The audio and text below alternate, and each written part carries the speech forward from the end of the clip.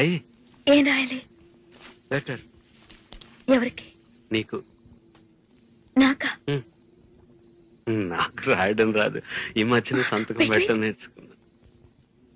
నాకు నువ్వు రాసే ఉత్తరం నేను రాసి నాకు చదివి వినిపించి తర్వాత నువ్వు చదువుకో. I like it. చెప్పు.